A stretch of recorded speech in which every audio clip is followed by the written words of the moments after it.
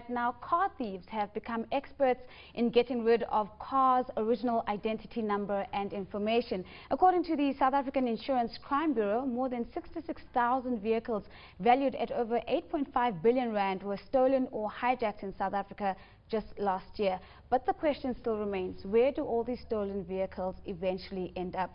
To get an answer to that, you're joined by Michael Nel. He's an executive director at the South African Insurance Crime Bureau. Thank you for making the time to join us. I'm not going to try and butcher your name once more, but maybe let's start off with you just explaining the concept of a cloned vehicle. What exactly are we talking about? It's actually fairly straightforward. It's a legitimate vehicle's details that's taken and placed onto a different non-existing stolen or previously wrecked vehicle, and then that vehicle is either sold on or used for other purposes.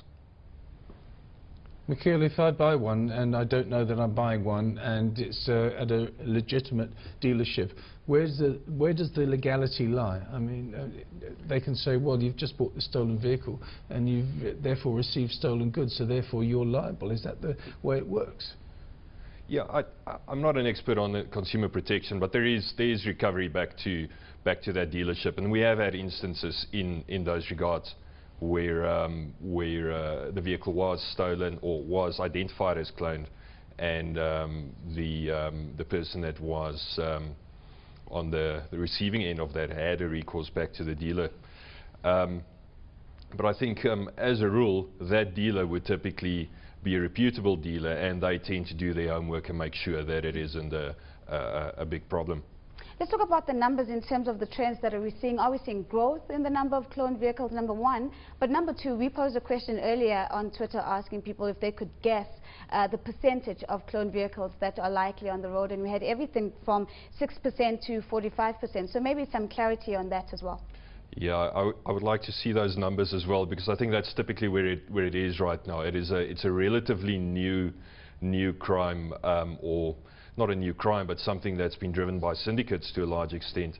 And as a result, the numbers aren't as clear-cut yet. So it does range from anything from 6 up to possibly 20% of the vehicles that's on the road. I think it's critical that more research is conducted. But are we growing? Is the trend expanding? The trend is upwards. What are the implications for the insurance industry? I mean, are normal people's premiums going to go up because of this trend?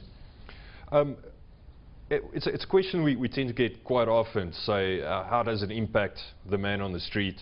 The insurance industry is such a cutthroat business. The insurers have to make sure their premiums remain competitive, so they don't pass those or the impact of that back to the consumer. As a rule, though, the cost or the impact of this crime is already factored into what's happening. So it is critical for us to combat this, because the spin-offs or the impact on the economy as a whole is quite severe. What recourse does a person whose vehicle has been cloned have? I mean, if one thinks of having their car hijacked, at least you've got the insurance to fall back on. But where do you go if your car's been cloned to recover the identity of your vehicle, if that's at all possible? This is exactly the reason why it has become such an important message for us to get out. There is no recourse for that final buyer. If you buy that vehicle as an individual, that loss is yours. You don't have recourse to the bank, you don't have recourse to the insurer. What also tends to happen is, if that vehicle is recovered, because the vehicle identifiers are changed, it's quite difficult to obtain the information of that vehicle when it is recovered. So it tends to stand there and depreciate for a lengthy period of time until somebody goes in there and physically goes through a scientific process to obtain the vehicle identifiers. And very quickly, before we let you go, are there models that are more vulnerable to being cloned than others? I think the cloning is not so much model specific as it is segment specific. Right. So it's more related to vehicles that are on the lower to medium segments of the market. Michael, thank you so much for making the time to join us. That was Michael Nel. He is the Executive Director at the South African Insurance Crime Bureau.